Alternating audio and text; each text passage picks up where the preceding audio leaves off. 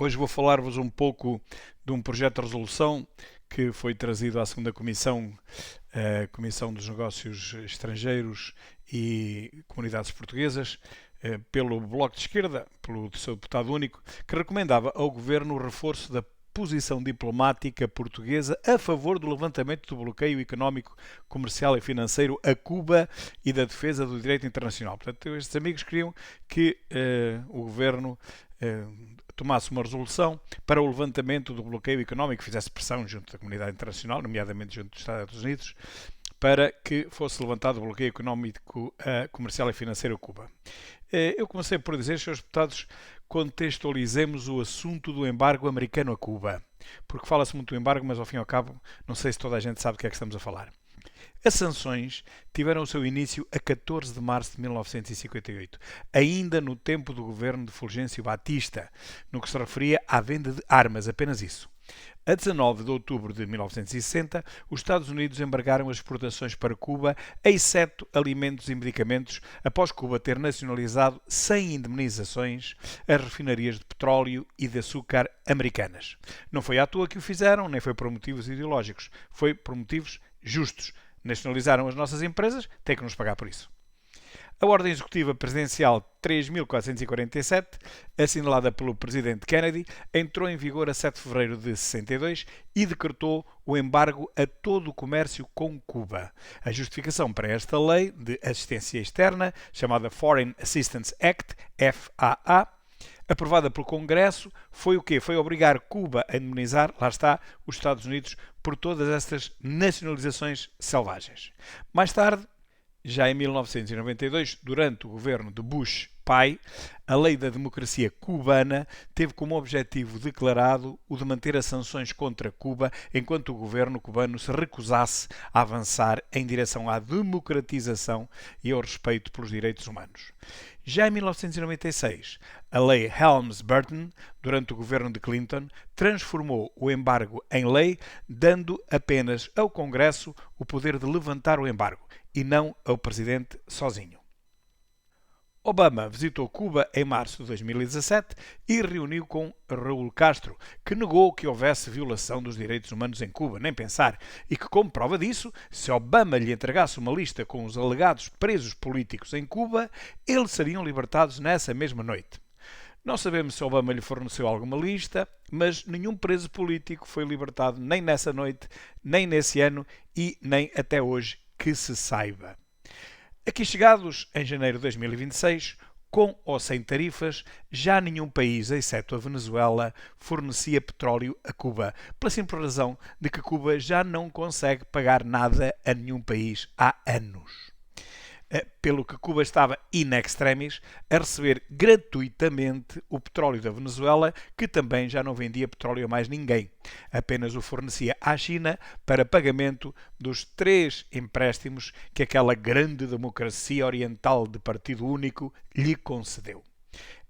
Este era o panorama económico caótico e sem retorno de ambos os países comunistas falidos, Venezuela e Cuba, e ajudados ou esmifrados por um terceiro país comunista, a China, e antes mesmo de Trump ser eleito. Portanto, virem cá com a conversa que foi por causa de Trump que Cuba está mal, é completamente falso.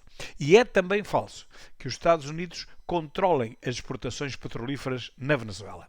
Quem continua a decidir o destino da Venezuela e do seu petróleo é o atual vice-presidente da Venezuela, a Delcy Rodrigues. Os Estados Unidos não invadiram, nem ocuparam, nem usurparam as funções do governo da Venezuela. A única coisa que os Estados Unidos fizeram foi capturar Nicolás Maduro a fim de ser julgado pelos crimes do tráfico de droga a nível mundial de que está acusado. E nada mais.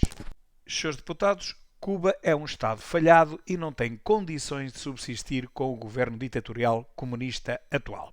Conseguiu fazê-lo à custa dos subsídios da Rússia e da União Soviética enquanto esta existiu.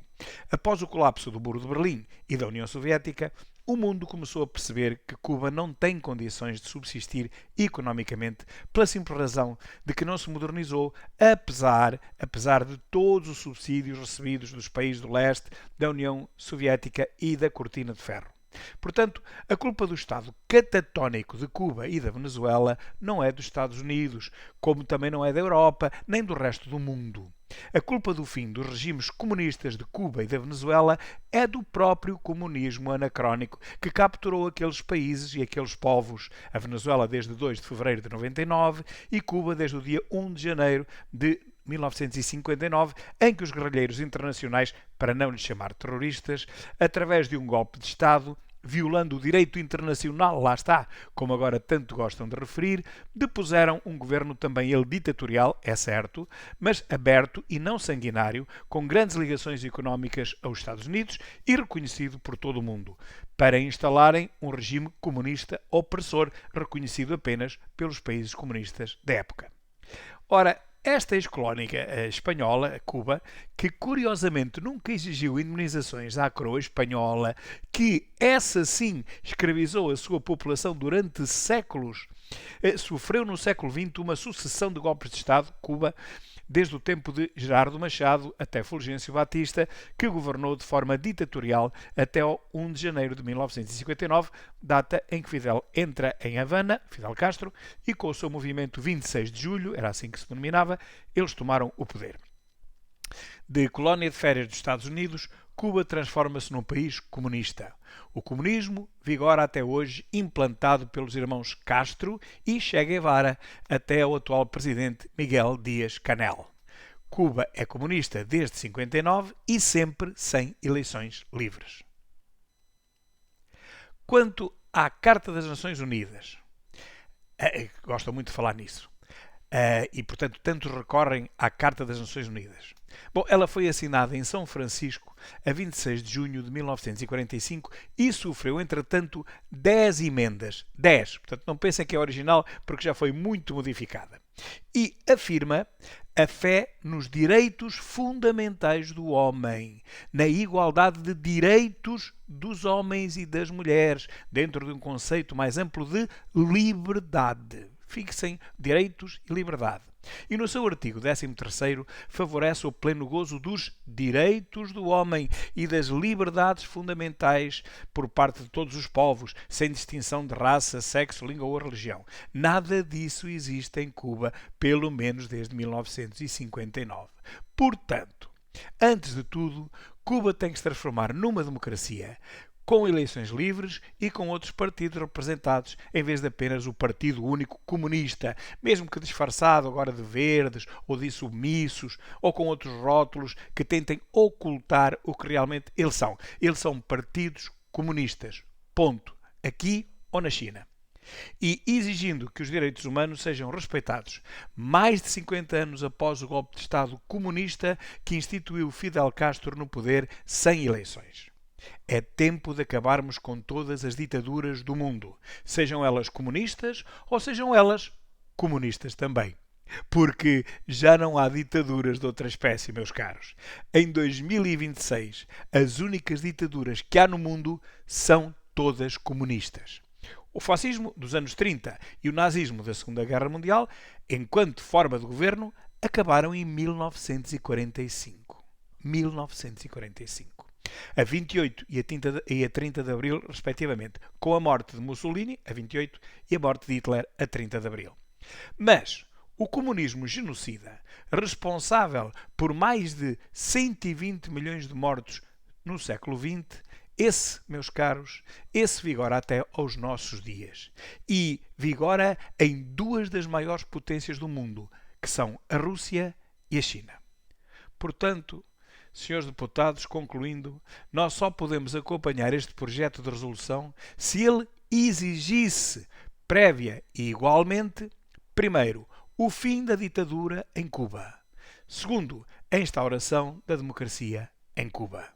Coisa que este projeto nem sequer de leve aflora. Por isso, não podemos acompanhar.